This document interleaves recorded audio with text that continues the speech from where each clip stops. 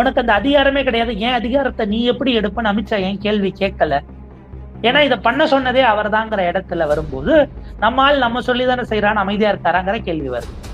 அப்ப பாஜகவினுடைய இந்த மௌனம் என்பதும் இதற்கு பதிலளிக்காமல் இருப்பது என்பதும் நம்ம எப்படி புரிஞ்சுக்க வேண்டியிருக்கு. அப்படியே திருப்பிட்ட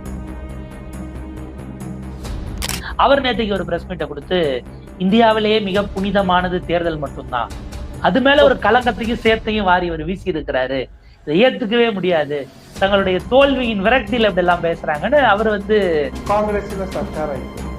ಇವತ್ತು ಎಲೆಕ್ಷನ್ ಕಮಿಷನ್ ಎಲೆಕ್ಟ್ರೋಲ್ ಮಾಡ್ಲಿಕ್ಕೆ ಕೂಡ ರಾಜ್ಯ ಸರ್ಕಾರದ ಒಂದು ಅಫಿಷಿಯಲ್ಸ್ ತಗೊಂಡೇ ಮಾಡುವಂತದ್ದು. ಹೋಟೆಲ್ ಸರಿ ಇಲ್ಲ ಅಂತ ಹೇಳಿ ಅವ್ರಿಗೆ ಪ್ರಶ್ನೆ ಕೇಳಬೇಕು, ಯಾಕೆ ಸ್ಪೆಷಲ್ ಇಂಟೆನ್ಸಿವ್ ರಿವಿಷನ್ ಬೇಡ ಅಂತ. இன்னும் ஒரு படி மேல போய் அடுத்தது எலெக்ஷன் கமிஷன் உருவான போது நேரு தான் பிரதமராக இருந்தாருன்னு சொல்லல, அடுத்ததுதான் வரும்.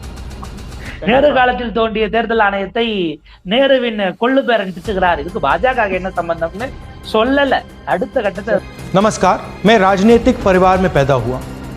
जब मैं छोटा सा था 1980 में प्रियंका और मैं घर में लेई बनाते थे, रात को निकलकर पोस्टर चिपका। இதுல கூடுதலான ஒரு செய்தி, அது பலரும் நம்ம தமிழ்நாட்டு ஆங்கிள் அதை பார்க்காம விட்டுருந்தோம். என்னன்னா இங்க தமிழ்நாட்டில் பாஜக 2வது இடம் வந்த 7 தொகுதியோ 8 தொகுதியோ அங்கேயும் கூட 5 மணிக்கு மேல ஓட்டிங் ரொம்ப டிராஸ்டிக்கா இருந்திருக்கிறது, ஒரு 7% வரைக்குமான வாக்குகள் பின்னால் போயிருக்கிறது அப்படின்னுட்டு.